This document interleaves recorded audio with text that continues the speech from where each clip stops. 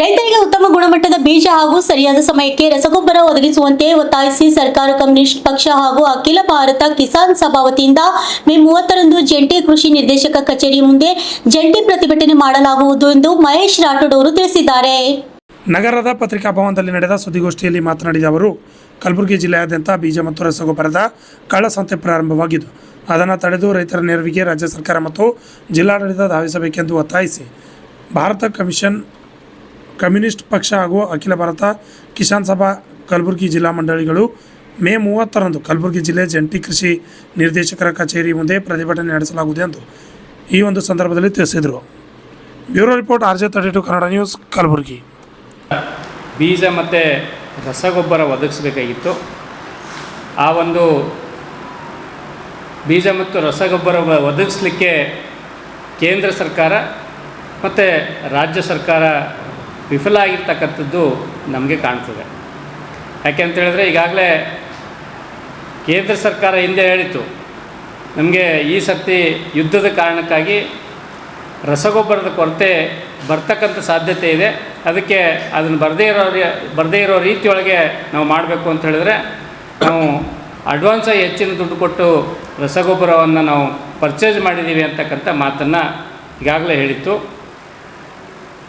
ಕಳೆದ 2025-26ನೇ ಬಜೆಟ್ ಒಳಗೆ 1,71,000 ಸಬ್ಸಿಡಿಯನ್ನು ಈ ಗೊಬ್ಬರಕ್ಕಾಗಿ ತೆಗೆದಿಟ್ಟಿರ್ತಕ್ಕಂಥದ್ದು, ಮತ್ತು ಈ ಯುದ್ಧದ ಕಾರಣದಿಂದ ಹೆಚ್ಚುವರಿಯಾಗಿ 70,000 ಕೋಟಿ ರೂಪಾಯಿನದ ಹೆಚ್ಚುವರಿ ಬೇಕಾಗ್ತದೆ ಅಂತಕ್ಕಂಥ ಮಾತನ್ನು ಹೇಳಿ ನಾವು ಅದನ್ನು ಭರಿಸ್ಲಿಕ್ಕೆ ಸಿದ್ಧರಿದ್ದೇವೆ ಮತ್ತು ತರಿಸಿದ್ದೇವೆ ಅಂತಕ್ಕಂಥ ಮಾತನ್ನು ಹೇಳಿದರು. ಆದರೆ ಮೊನ್ನೆ ಇತ್ತೀಚೆಗೆ ನಮ್ಮ ರಾಜ್ಯದ ಕೃಷಿ ಸಚಿವರಾಗಿರ್ತಕ್ಕಂಥ ಚೆಲುವನಾರಾಯಣ ಸ್ವಾಮಿ ಅವರು ಪ್ರೆಸ್ ಮೀಟ್ ಮಾಡಿ ಹೇಳಿದ್ದಾರೆ, ಇಡೀ ರಾಜ್ಯಕ್ಕೆ ಬೇಕಾಗಿರ್ತಕ್ಕಂಥ ರಸಗೊಬ್ಬರದ ಎಷ್ಟು ನಿಗದಿಯಾಗಿದೆ ಮತ್ತು ಎಷ್ಟು ಸರಬರಾಜಾಗಿದೆ ಅಂತಕ್ಕಂಥದ್ದು ಗಮನಿಸಿದರೆ ಅರ್ಧದಷ್ಟು ಮಾತ್ರ ಅವಶ್ಯಕತೆ ಇರ್ತಕ್ಕಂಥ ರಸಗೊಬ್ಬರ ಸರಬರಾಜಾಗಿರ್ತಕ್ಕಂಥದ್ದು ನಮ್ಮ ಗಮನಕ್ಕೆ ಬರ್ತದೆ. ಅದನ್ನು ನಮ್ಮ ಜಿಲ್ಲೆಯಲ್ಲಿರ್ತಕ್ಕಂಥ ಜಂಟಿ ಕೃಷಿ ನಿರ್ದೇಶಕರು ಕೂಡ ಇತ್ತೀಚೆಗೆ ತಮ್ಮ ಹೇಳಿಕೆಯಲ್ಲಿ ದೃಢಪಡಿಸಿದ್ದಾರೆ.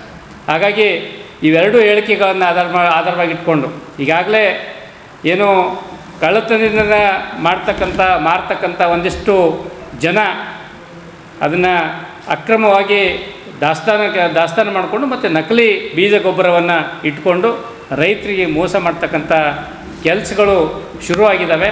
ಇದನ್ನು ಈ ಕೂಡಲೇ ಜಿಲ್ಲಾಡಳಿತ ಮತ್ತು ರಾಜ್ಯ ಸರ್ಕಾರ ನಿಲ್ಲಿಸಬೇಕು ಅಂತಕ್ಕಂಥ ಒತ್ತಾಯವನ್ನು ಭಾರತ ಕಮ್ಯುನಿಸ್ಟ್ ಪಕ್ಷ ಮಾಡ್ತದೆ.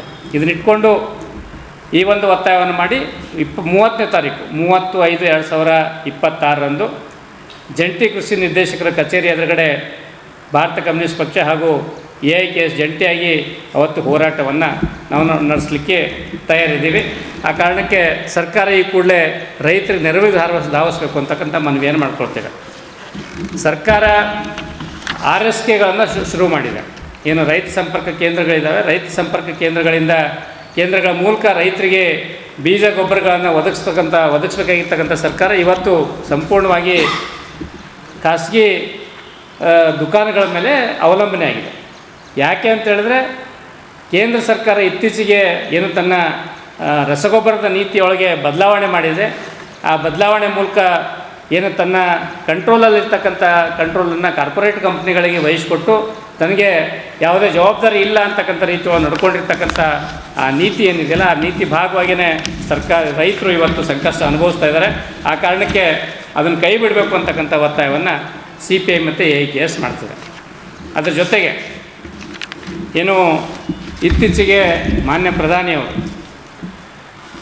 ಏಕಾಏಕಿ ಬಂದು ನಮ್ಮ ದೇಶದ ಜನರಿಗೆ ಉಪದೇಶವನ್ನು ಮಾಡಿದ್ದಾರೆ.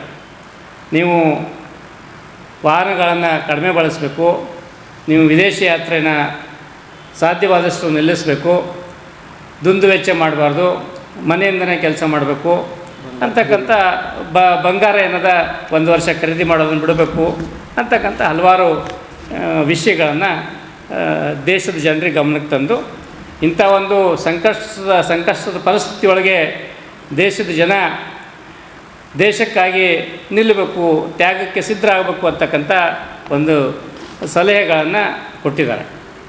ಆದರೆ ಇದು ಸಂಪೂರ್ಣವಾಗಿ ನಮ್ಮ ದೇಶದ ಆರ್ಥಿಕತೆಯ ದಿವಾಳಿತನವನ್ನು ಎತ್ತು ತೋರಿಸ್ತದೆ ಅಂತಕ್ಕಂಥ ಮಾತನ್ನು ನಾವು ಹೇಳಲಿಕ್ಕೆ ಇಷ್ಟಪಡ್ತೀವಿ.